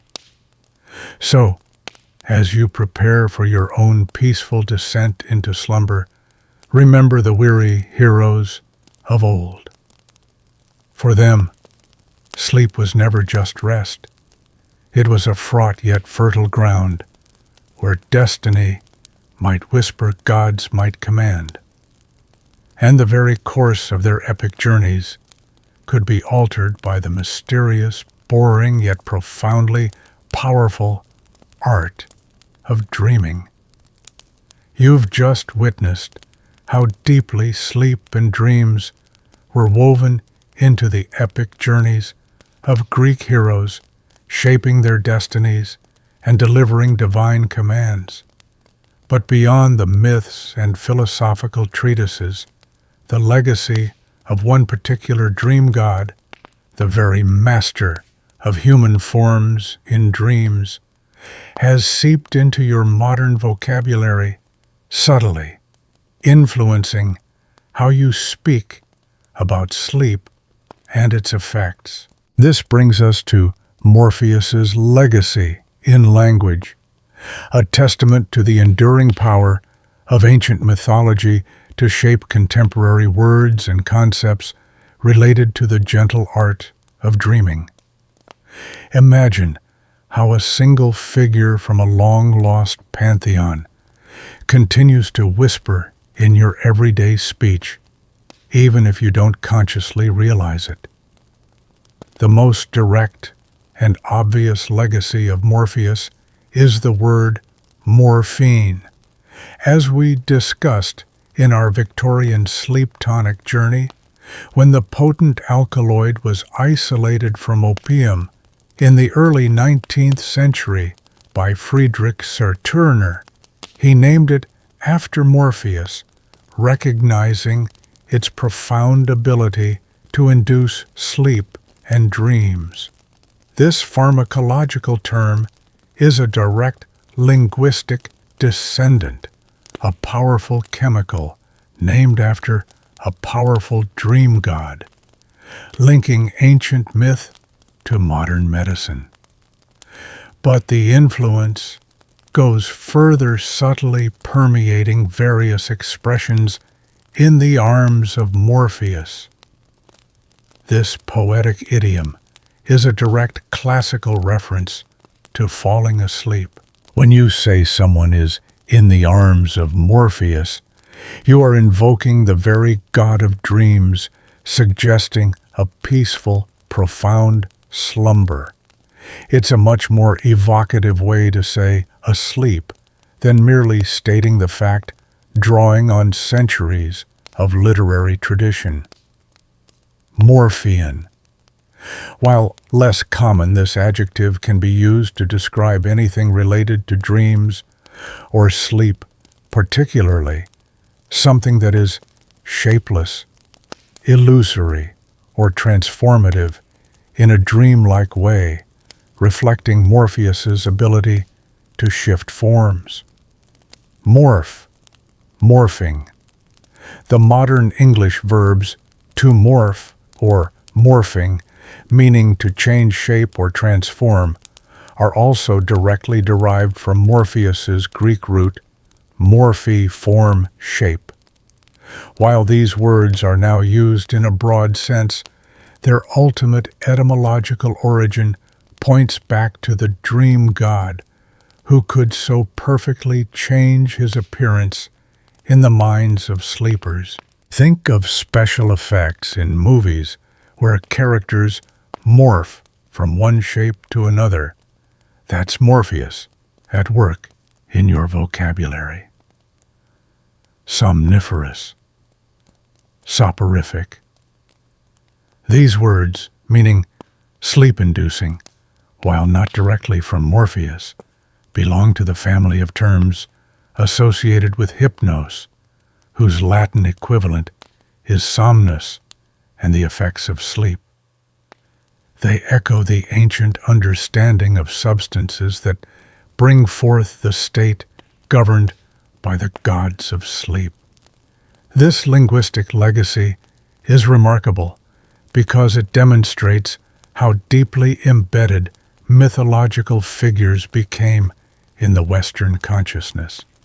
Even as religious beliefs shifted and scientific understanding advanced, the poetic and symbolic power of these ancient names continued to resonate, providing a rich vocabulary for describing the mysterious experiences of sleep and dreams. One quirky tidbit: the very act of describing dreams, trying to capture their often fluid and illogical nature, naturally leads to language that evokes transformation and unreality, qualities that Morpheus, Phobetor, and Phantasos embody. It's almost as if the structure of our dreams themselves predisposed us to the kind of language these gods represent. Historians still argue whether the endurance of these mythological terms reflects a lingering unconscious belief in the power of these figures, or if they simply serve as elegant metaphors that have lost their original divine significance. It's likely the latter for most modern speakers, but the beauty of the metaphor is undeniable. So, as you prepare to drift into your own slumber, know that you are partaking in a timeless human experience that has been shaped not just by biology, but by millennia of storytelling. And as your mind begins to conjure its own fleeting images, remember that the very words you use to describe those visions and the substances that might aid your rest carry the silent, enduring echo of Morpheus, the gentle shapeshifter who continues to preside over the wondrous, often boring art of dreaming. You've just uncovered the linguistic threads that connect Morpheus to your modern understanding of sleep and transformation, a subtle but persistent echo of ancient myths. Yet despite all the Greek myths, philosophical inquiries, and even modern scientific advancements, a fundamental truth remains: the enduring mystery of dreams.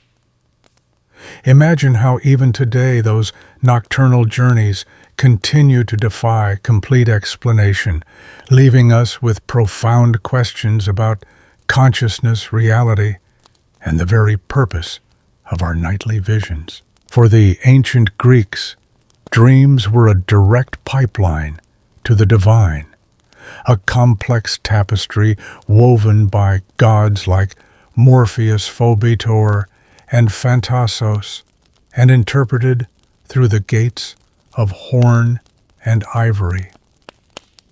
This gave them a coherent, culturally satisfying framework for understanding why we dream and what dreams mean. If a dream was disturbing, it was Phobetor. If it was a clear prophecy, it was a message through the gate of horn. Their world was imbued with meaning even in the unconscious state. Today, your scientific understanding is vastly different. You know about neural networks, firing about REM sleep, about memory consolidation, and emotional processing. Psychologists like Freud and Jung offered explanations rooted in the subconscious mind, linking dreams to repressed desires or universal archetypes. Neuroscientists can map brain activity during dreaming, identifying the areas involved in creating those vivid narratives. But even with all this knowledge, the fundamental subjective experience of dreaming remains a profound enigma. Why do we dream what we dream? While theories abound, the specific, often bizarre content of individual dreams remains deeply personal and often resists easy categorization or explanation. What is the precise purpose of dreaming? Is it truly just brain maintenance, or is there a deeper psychological or even spiritual function that we're only beginning to glimpse?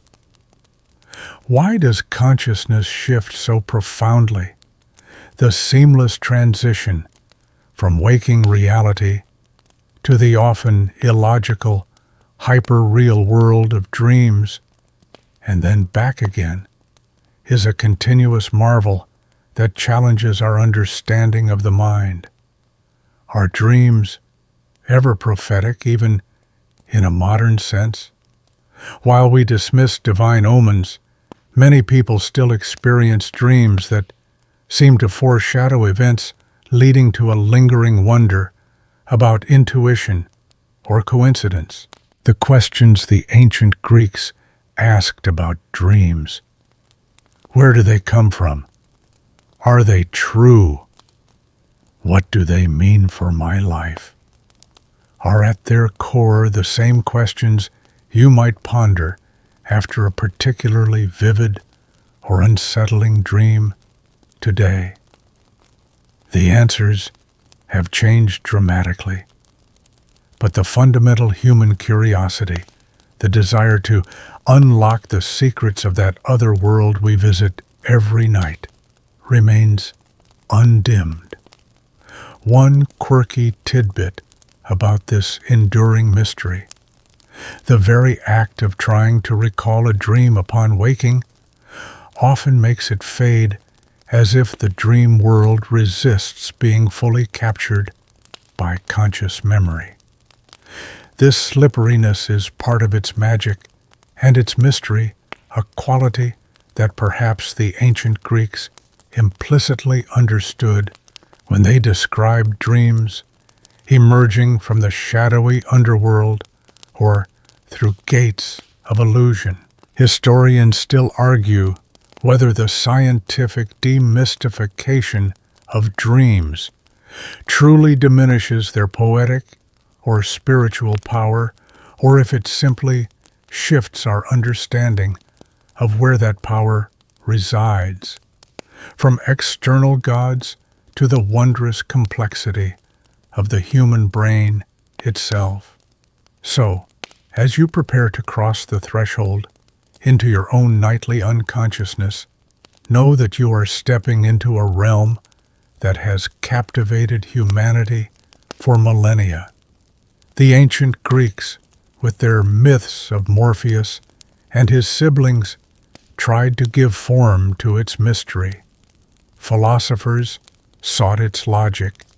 Modern scientists probe its neural pathways.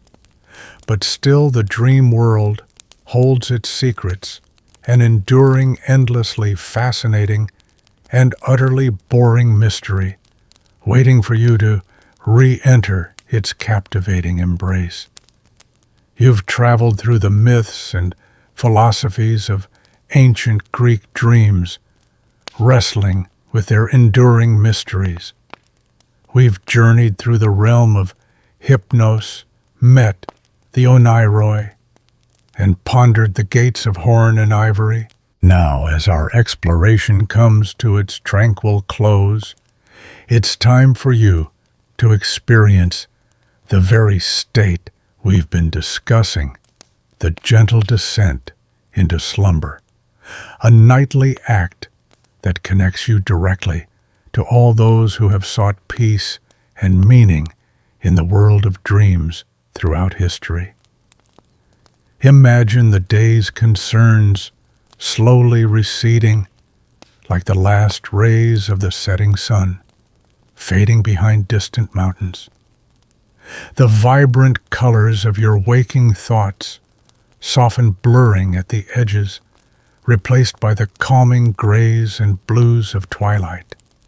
Your body, perhaps tired from the day's activities, begins to feel heavy, sinking deeper into the mattress, finding its perfect point of rest. The sounds around you, if any, begin to soften. The distant hum, the gentle whir of a fan, the quiet rustle of your bedding. These are no longer distractions, but become part of the calming symphony of approaching sleep. Like the murmured stream of the river Lethe, they guide your mind towards forgetfulness, inviting your thoughts to drift away, unburdened. Feel your muscles relax one by one. The tension in your jaw loosens. Your shoulders drop. Your arms and legs become wonderfully heavy, rooted to the bed. A wave of warmth might spread through your limbs, a comforting blanket woven by the invisible hand of Hypnos himself. Your breathing slows, deepening into a steady rhythmic cadence, a soft lullaby accompanying your descent. Your mind, too, begins to quiet. The endless stream of thoughts, the worries of tomorrow, the memories of yesterday, they slow their pace. They become less urgent, less defined, dissolving into a gentle, amorphous cloud. You are not trying to force sleep. You are simply allowing it, surrendering to its inevitable peaceful pull, just as the ancient Greeks surrendered to the will of their gentle sleep god.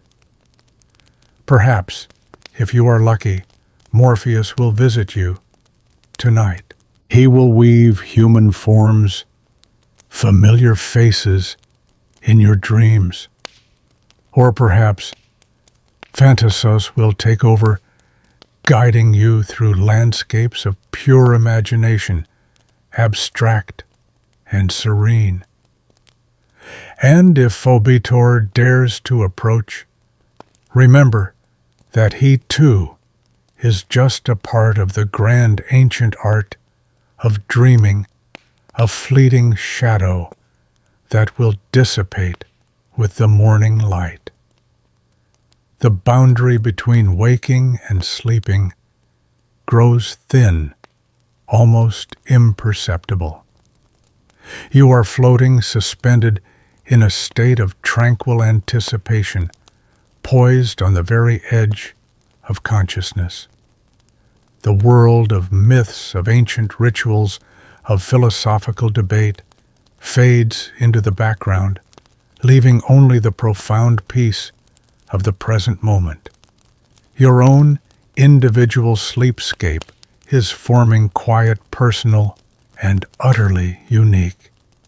Allow yourself to be carried away now, gently, effortlessly, into the profound oblivion of slumber.